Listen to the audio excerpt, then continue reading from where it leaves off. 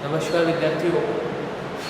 तो हम पिछली वीडियो में द्वितीय आंग्ल मराठा युद्ध की चर्चा कर चुके थे और इसके अंतर्गत हमने ये देखा था कि सिंधिया और भोसले जो है वो अंततः बसिन की संधि के अधीन आ गए थे। इसके पश्चात तृतीय आंग्ल, इस वीडियो में तृतीय आंग्ल मराठा युद्ध की चर्चा करते हैं।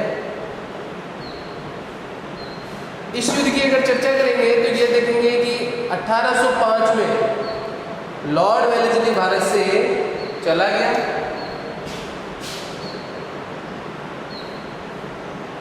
ठीक है, भारत से लौट गया। ठीक है, और इसके पश्चात जो है कॉर्नवालिस और उसके पश्चात जो है जॉर्ज बालो। तो अगर आप इनका नाम लिखना चाहेंगे तो यहाँ पर आप वेलेस्ली के बाद में कॉर्नवालिस और इसके पश्चात जॉर्ज बालो इनका नाम जो है लिख सकते हैं। इसके पश्चात जो है कॉर्नवालिस और जॉर्ज बालो दोनों ने देशी राज्यों के प्रति हस्तक्षेप की नीति अपनाई। देशी राज्यों के प्रति हस्तक्षेप की नीति अपनाई। देशी राज्यों के प्रति हस्तक्षेप नहीं करना है और मराठों के प्रति उदासीनता की नीति अपने फलस्वरूप जो है कंपनी ने राजपूत राज्यों को अपने संरक्षण में लेने का विचार त्याग दिया और 7 जनवरी 1806 को होलकर के साथ भी संधि की और अधिकांश क्षेत्र लौटा दिए। इसके पश्चात 1807 में लॉर्ड मिंटो गवर्नर जनरल बनकर भारत आया और उसने हस्तक्षेप की नीति का अनुसरण किया। लॉर्ड मिंटो गवर्नर जनरल और गवर्नर जनरल और वायसराय का जो क्रम है, अब जो नेक्स्ट वीडियो में हम बनाएंगे तो प्लासी और बक्सर के युद्ध से बंगाल में जो है वो अंग्रेजों को स्थापित करेंगे। उस समय इनका जिक्र जो है बोर्ड के एक और कर देंगे और उनके तिथि क्रम लिख देंगे ताकि जो है आपको इसमें दिक्कतें नहीं आए। इनका जो है तिथि क्रम भी आपको ध्यान में रखना आवश्यक होगा।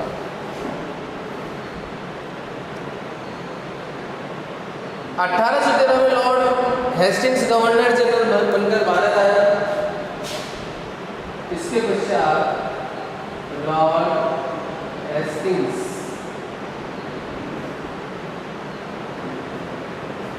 इसकी चर्चा हम कर रहे हैं 1815, क्योंकि युद्ध जो है इसका समय देखेंगे 1817 से 1818, तो इसका समय जो है वो ध्यान में रखना आवश्यक है। लॉर्ड हेस्टिंग्स मराठा शक्ति को पूरी तरह से समाप्त कर राजपूत राज्यों पर ब्रिटिश संरक्षण स्थापित करना चाहता था। लॉर्ड हेस्टिंग्स ने सर्वप्रथम पिंडारियों की शक्तियों की नष्ट करने की योजना बनाई। उसे भय था कि पिंडारी मराठों का पक्ष लेकर युद्ध आरंभ नहीं करते और दोनों शक्तियां अगर इकट्ठा होकर युद्ध करेगी तो अंग्रेज जो है वो उनको यहाँ से छोड़कर जाना पड़ सकता है। पिंडारियों से युद्ध करने से पूर्व 1816 में भोसले के साथ और 1817 में सिंधियों के साथ समझौता किया जा चुका था।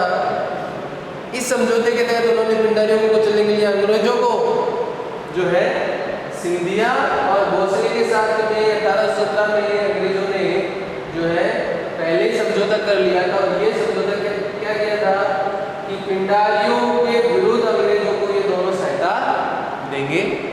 ठीक है, बसीन की संधि के द्वारा पेशवा अंग्रेजों की अधीनता पहले ही स्वीकार कर चुका था और अब जो है पेशवा बसिन की संधि के तहत जो है वो स्वीकार कर चुका था। अब पेशवा जो है इस वसीन की संधि से मुक्त होना चाह रहा था। तो यहाँ पर आंग्ल तृतीय मराठी युद्ध के अंदर किन किन का रोल है?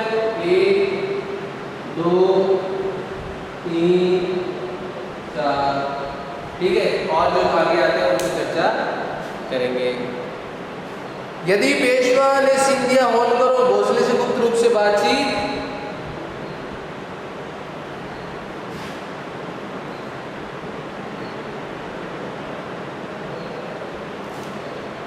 एक ये नाम, ठीक है,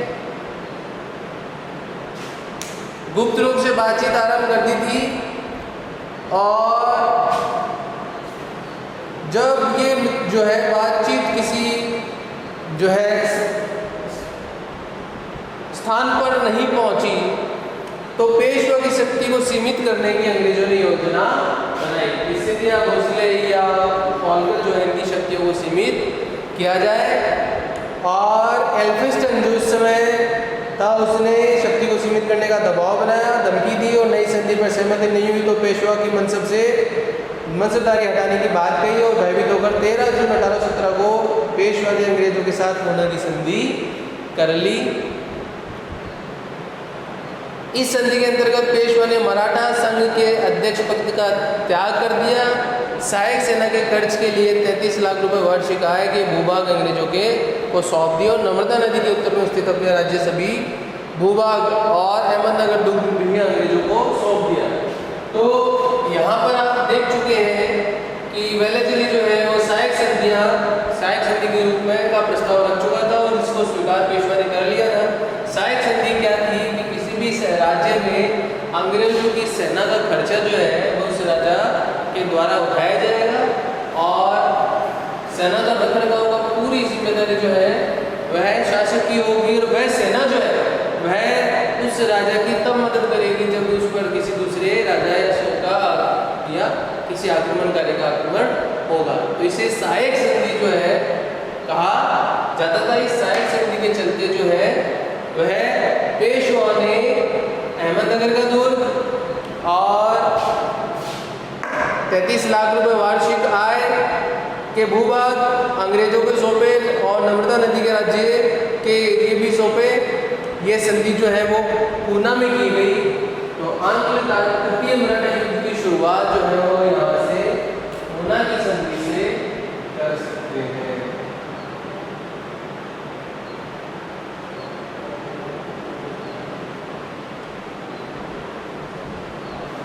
ठीक है, पूना की संधि से कर सकते हैं और इसका समय जो है वह दिया है 13 जून 1817।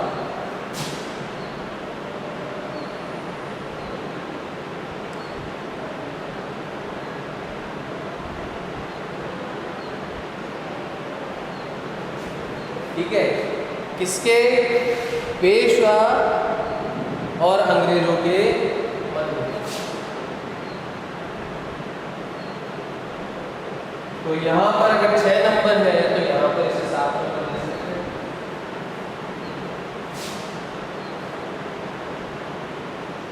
बहुत ही सिंपल है, बस आपको जो है वो घटनाएं याद करनी है। इन घटनाओं के चलते आप इनको आगे याद कर पाएंगे।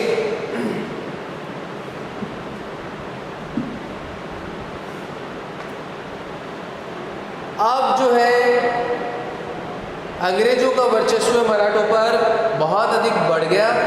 मराठे सरदार अंग्रेजों से अपमानजनक संधियां कर चुके थे और इससे वे मुक्त होना चाहते थे। सिंधिया ने अंग्रेजों के साथ संधि की 1817 में। उसी दिन पेशवा ने पूना में स्थित ब्रिटिश रेजिडेंट पर आक्रमण कर दिया। एल्फिंस्टन किसी प्रकार बचकर भागा और 4 किलोमीटर पूना से 4 मील दूर किरकी नामक स्थान पर ब्रिटिश सैनिक छावनी में शरण ली। पेशवा की सेना ने किरकी पर धावा बोला और पेशवा पराजित हुए और नवंबर 1817 में पूना पर अंग्रेजों का अधिकार हो गया। 1817 नवंबर में पूना पर अंग्रेजों का अधिकार हो गया। एक घटना यह है। दूसरी घटना यह है कि 1817 में अप्पा साहब भोसले ने नागपुर के पास सीताबल्दी नामक स्थान पर अंग्रेजों से संघर्ष किया और 1817 में नागपुर में वो पराजित हुआ और पंजाब में शरण ली। तीसरा जो है व्यक्ति है होलकर। इसकी सेना और अंग्रेजों की सेना के बीच में 21 दिसंबर 1817, तो 1817 में तीसरी घटना ये घटित हो रही है। महिदपुर के मैदान में युद्ध हुआ, इसमें होलकर जो है वह पराजित हुआ और 1818 में दोनों के बीच में संधि हो गई, जिसे मंदसौर की संधि के रूप में हमने बोर्ड में लिखा है। ठीक है, तो अब जो है इस संधि के चलते होलकर ने जो है सहायक संधि स्वीकार कर ली और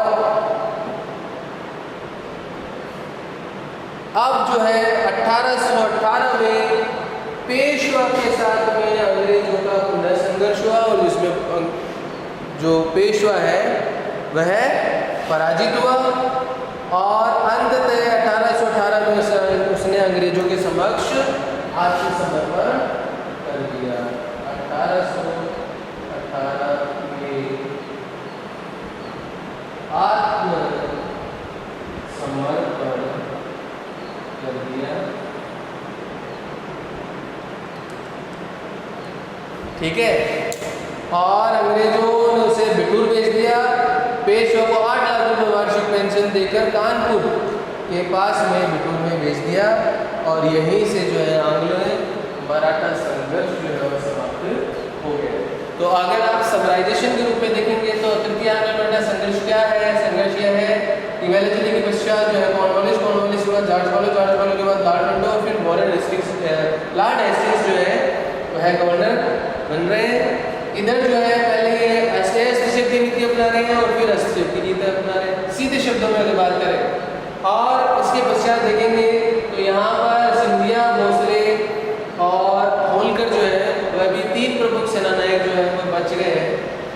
द्वितीय आंग्ल मराठा युद्ध के पश्चात जो है बसिन की संधि को स्वीकार करके बाद में जब पेशवा बसिन की संधि को नहीं स्वीकार कर रहा और ये भी स्वीकार नहीं कर रहे हैं तो अंग्रेजों के साथ में इनके संघर्ष हो रहे हैं। इस संघर्ष में जो है संधियां हो रही है और ये संधियां जो है मंदसौर की संधि और पूर्णा की संधि के रूप में सामने आ रही है और अंततः जो है पेशवा, सिंधिया, भोसले और जो होलकर है ये अंग्रेजों के सामने आत्मसमर्पण कर चुके हैं और पेशवा भी 1818 में आत्मसमर्पण कर चुका है और पेशवा को जो है वो 8 लाख रुपये वार्षिक पेंशन के चलते बिठूर में भेज दिया गया है और इसी के साथ तृतीय आंग्ल मराठा युद्ध भी समाप्त हो गया है। तो इन युद्धों की अगर चर्चा करते हैं तो विद्यार्थियों इनकी तिथिक्रम आपको ध्यान में रखने हैं। इनके अंदर जो मुख्य व्यक्ति हैं उनका ध्यान रखना है, इनके अंदर जो गवर्नर है उनका ध्यान रखना और सबसे महत्वपूर्ण इनके अंदर जो बीच में संधियाँ हैं जो कंपटीशन एग्जामिनेशन में और कॉलेज एग्जामिनेशन में भी पूछी जाती है। कंपटीशन एग्जामिनेशन में इनका मिलान करवाते हैं और कॉलेज के एग्जामिनेशन में इन पर टिप्पणी लिखवाते हैं। तो आपको जो है सूरत की संधि, पुरंदर की संधि, बड़गांव की संधि, सालवाई की संधि, मसीन की संधि और मंदसौर की संधि कौन कौन सी है, कहाँ कहाँ, कब कब और किन किन के बीच हुई है, इनका ध्यान में रखना आवश्यक है। विद्यार्थियों इसी के साथ जो है वह छोटा सा टॉपिक आंग्ल मराठा शक्ति, मराठा युद्ध या पराभव जो है उसकी चर्चा हमने की। तृतीय आंग्ल मराठा युद्ध का प्रभाव क्या पड़ा? इस युद्ध का प्रभाव यह पड़ा कि मराठों की स्थिति पूर्णतः स्पष्ट हो गई, वो कमजोर हो गए, इनका वर्चस्व खत्म हो गया, अंग्रेजों के अधीन हो गए। घुटने देख लिए जो उस समय की 3 सर्वोच्च शक्ति मानी जाती थी। सर्वोच्च शक्तियों में मैसूर, मराठा और निजाम माने जाते थे, जिनमें एक शक्ति की स्थिति जो है वो एकदम स्पष्ट सामने आ गई है कि वह भारत के अंदर उस शक्ति के रूप में नहीं है जो कि केंद्रीकृत करके भारत को रख सके। तो इसीलिए विद्यार्थियों छोटा टॉपिक है, बच्चे जो है इनमें नाम थोड़े जो है वो डिफरेंट है और इसके अलावा इनमें जो डेट्स है उनके चलते बच्चे जो है वो यह कहते हैं कि ये टॉपिक जो है बहुत कॉम्प्लिकेटेड है, समझ में नहीं आया। मुझे लगता है कि बहुत इजी है, बस आपको जो है इनका सीक्वेंस, इनके कैरेक्टरिस्टिक्स ये ध्यान में रखने हैं, तिथियाँ ध्यान में रखनी है, नाम ध्यान में रखने हैं, तो आप इसे याद कर पाएंगे। आप एक जो है कभी टिप्पणी भी लिखवा सकते हैं कि आपको कॉलेज जो यूनिवर्सिटी के एग्जामिनेशन में है कि मराठों की पराजय या पतन के कारण क्या है, तो मराठों की पतन के कारणों की चर्चा भी हम यहाँ पर कर लेते हैं।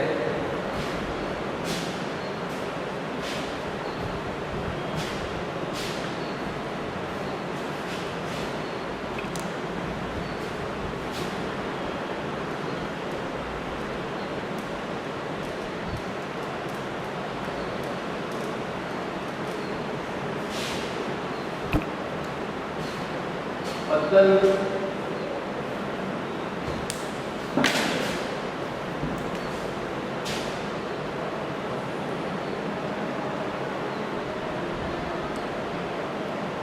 उनके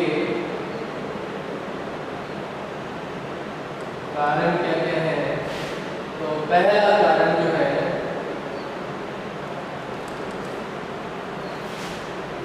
आंतरिक दुर्बलताएं।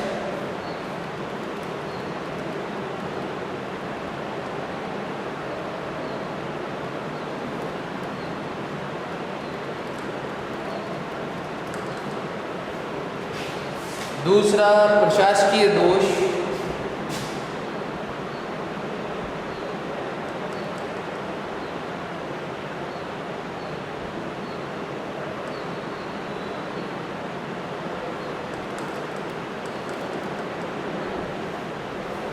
तीसरा अयोग्य नेतृत्व।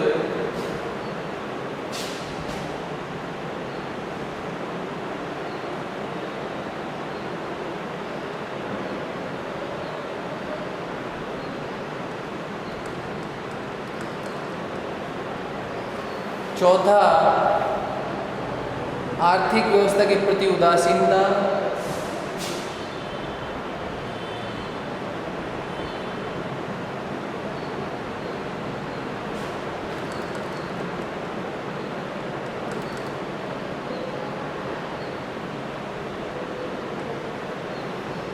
पांचवा कारण है दुर्बल सैन्य व्यवस्था।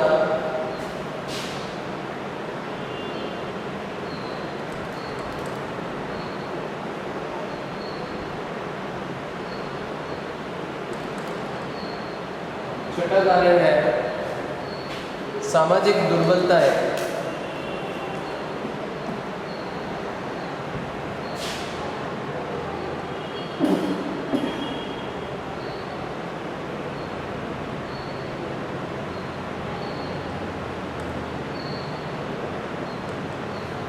सातवां कारण है देशी शक्तियों से शत्रुता।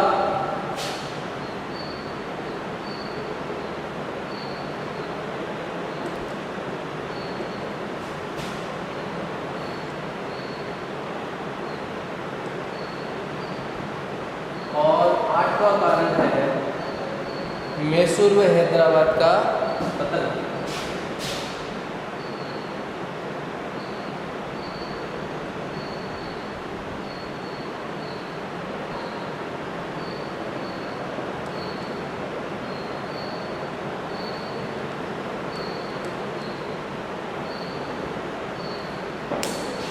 आपके सामने विद्यार्थी जो है हमने कारण लिखे हैं और उन कारणों में हमने आंतरिक दुर्बलताएं, प्रशासकीय दोष, अयोग्य नेतृत्व,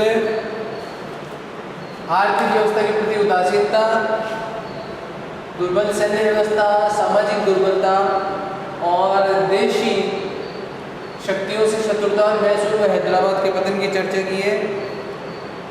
जो स्थिति है वो आपके सामने है। आंतरिक दुर्बलताएं मौजूद थी, एकता का अभाव था, मराठा राज्य एक संघ नहीं था, एक जिसमें जो है शक्तिशाली सरदार हो और उनका जो है वह नेतृत्व हो। पेशवा नाम जो है नाममात्र के शासक थे। सिंधिया, होलकर, भोसले, गायकवाड़ स्वतंत्र शासकों की भांति शासन कर रहे थे। अगर ये इकट्ठे होकर शासन करते तो जो है उस समय मराठों का शौर्य कुछ और ही देखने को मिलता। प्रशासकीय दोष में नागरिक शिक्षा, रक्षा, विकास और नैतिक उन्नति के लिए उन्होंने कोई काम नहीं किए। मराठों का एकमात्र लक्ष्य मुगल सम्राट पर अपना प्रभुत्व स्थापित करना था। तो इसके चलते जो प्रशासकीय दोष उत्पन्न रहे और चौथ सरदेशमुखी जो है उसको वसूल करने के चलते जो है केवल लूटपाट की ओर इनका ध्यान रहा और इसी के चलते जो है इनका नैतिक विकास नहीं हो पाया और कर्मचारी जो है वह भ्रष्ट रहे। प्रशासनिक दोष के बाद में कि इनके अंदर जो कर्मचारी है इनके जीवन भी भोग विलासी जीवन के रूप में रहे हैं। अयोग्य नेतृत्व नियोग्य नेतृत्व का इनका अभाव था। अब्दाली से टक्कर के समय ये स्थिति स्पष्ट हो गई थी कि राजपूत जाट सिख और मुगल सत्ता के क्षीण होने पर केंद्रीय शक्ति कमजोर है और मराठे भी जो है उस आक्रमण को जो है रोक नहीं सके, उसमें सफल नहीं हो सके। उसमें भी उन्हें राजपूत सिख और जाटों की सहयोग की आवश्यकता महसूस हुई। तो इसके चलते ये स्थिति स्पष्ट हो गई कि जो मराठे हैं उनके अंदर कुशल नेतृत्व नहीं है। इसके बाद में जो कुशल नेतृत्व वाले लोग थे जिनमें महाजी सिंधिया है, अहिल्याबाई होलकर है, तुकोजी होलकर है, नाना फडणवीस है, इनकी भी जो है असामयिक मृत्यु और साथ ही इनके द्वारा एक दूसरे को सहयोग नहीं करना, यह भी बहुत महत्वपूर्ण कारणों में रहा है। दूसरी ओर अंग्रेजों में एल्फिंस्टन, मॉलकम, वेलेस्ली और लॉर्ड हेस्टिंग्स जो है वो योग्य राजनीतिज्ञ और कुशल नेतृत्व वाले लोग जो है इनके समक्ष रहे, इनके विरुद्ध रहे। इसीलिए जो है इनकी जो नेतृत्व क्षमता है उसका जो अभाव था वह बहुत ही इन्हें खला और पतन की ओर ले चले। आर्थिक व्यवस्था के प्रति इनकी उदासीनता थी।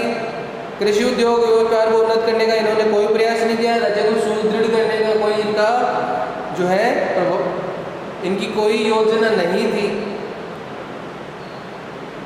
उत्तरी भारत के जिन प्रदेशों पर उन्होंने अधिकार वहाँ उन्होंने आर्थिक ढांचे में भी सुधार करने का कोई प्रयास नहीं किया, केवल लूट मार करनी चाहिए। और जिसके चलते जो जनसाधारण लोग हैं और जो है तत्कालीन शासक वर्ग भी है इनके विपरीत जो है स्वभाव के रहे, विपरीत रहे। केवल लूट ही जो है इनका उद्देश्य रहा और इसके चलते जो है मराठे अंततः असफल हुए। कुछ विद्वानों का मत यह भी है कि दुर्बल सैन्य व्यवस्था के तहत जो है मराठे गुरिल्ला युद्ध पद्धति के जो है वो प्रतिपादक थे। गुरिल्ला युद्ध पद्धति बारगीगिरी या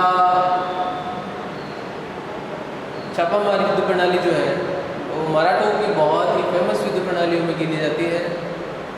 इसके चलते जो है रात्रि के जो है अंधकार के समय शत्रु सेना पर कूद पड़ते और अफरा तफरी मचा देते, उनका जो रसद सामग्री है वो लूट लेते, उनका धन लूट लेते और उन पर जो है पत्थर बरसाते, भगदड़ मचाते। इस प्रकार की व्यवस्था से जो है ये युद्ध करते।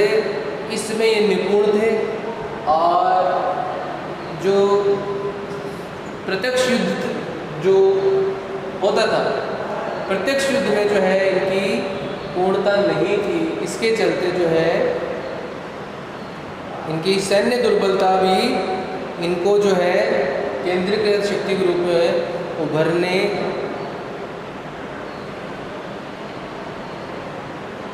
में निर्बल साबित हुई। महाजी सिंधिया को छोड़कर मराठा सरदार पुरानी युद्ध पद्धति से युद्ध लड़ते थे।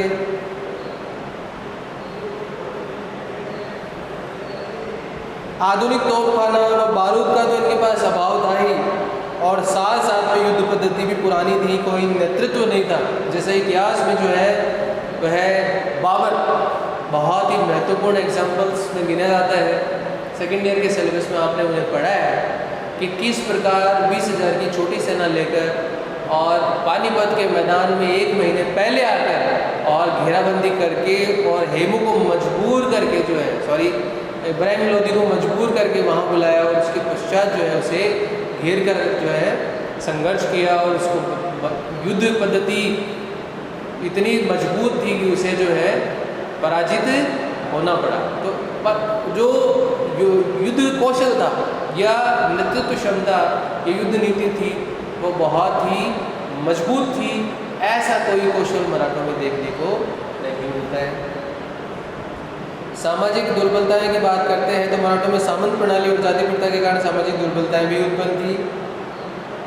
पहले केवल छत्रपति सामंतों की नियुक्ति करता था, आगे चलकर पेशवा भी नियुक्त करने लग गए। छत्रपति के सामंतों के साथ पेशवा के भी सामंत उत्पन्न हो गए, तो उनमें जो है अपने शासक के प्रति वफादारी के चलते अलग जो है गुट बन गए। और इसका प्रभाव यह रहा है कि मराठे जो है उनमें ना तो उत्तरदायित्व की भावना रही, ना ही उनमें जो है इकट्ठे एक होने की भावना रही। देशी शक्तियों से शत्रुता की बात करते हैं तो मराठाओं ने अंग्रेजों के प्रभाव को रोकने के लिए भारतीय देशी शक्तियों के सहयोग की उपेक्षा की, और मराठे जो है राजपूत सिख जाट जो है इनके साथ मिलकर अगर जो है वो अंग्रेजों से संघर्ष करते तो इनका जो दृश्य है या इनका जो साम्राज्य है वह जो कुछ और ही जो है स्वरूप का देखने को मिलता है। मैसूर और हैदराबाद के पतन की जो बात करते हैं तो मराठा निजाम और मैसूर उस समय तीन बड़ी शक्तियाँ थी जिससे अंग्रेज जो है वो लोहा अगर लेते और ये तीनों इकट्ठा होकर अंग्रेजों से लोहा लेते तो अंग्रेजों की अस्तित्व खतरे में पड़ जाता। लेकिन निजाम और मराठों की जो शत्रुता है वह सार्वविदित थी, और अंग्रेजों ने अपनी कूटनीति से मैसूर को अलग कर दिया। तो निजाम और मराठा पहले से ही शत्रु थे और मैसूर को अंग्रेजों ने अलग कर दिया, तो ये तीनों अलग अलग रहे, और जिसके तहत दक्षिण भारत में तीनों ही शक्तियाँ जो है वह अलग अलग अमर युद्ध जो है क्षेत्र में आई, और अंग्रेजों ने अलग अलग समय पर इनको कुचल दिया। तो इस प्रकार जो है इन दोषों के चलते मराठे जो है वह भारत की 18वीं सदी की मजबूत शक्ति होने के बावजूद भी जो है वह असफल रही, अंग्रेजों के विरुद्ध असफल रही, और इसी का फ़ायदा जो है आगे अंग्रेजों ने उठाया। और इधर जो है मध्य और दक्षिण भारत का कुछ हिस्सा जो है गुजरात वाला और महाराष्ट्र वाला हिस्सा जो है अंग्रेजों ने अपने अधीन कर ही लिया था, और इन युद्धों से जो है मराठों की कमर पूरी तरह से टूट गई। तो विद्यार्थियों बहुत सिंपल सा टॉपिक है, उम्मीद करता हूँ आपको ये पसंद आया होगा, समझ में आया होगा।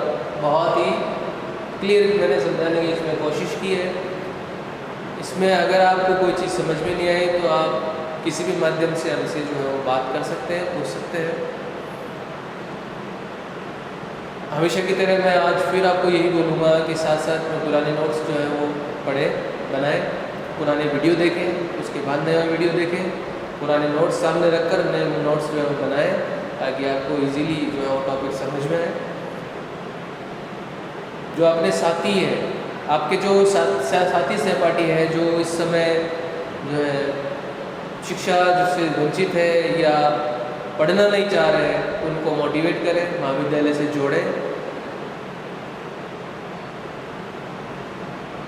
वीडियो अगर आपको पसंद आया हो तो लाइक कीजिए, शेयर कीजिए, सब्सक्राइब कीजिए।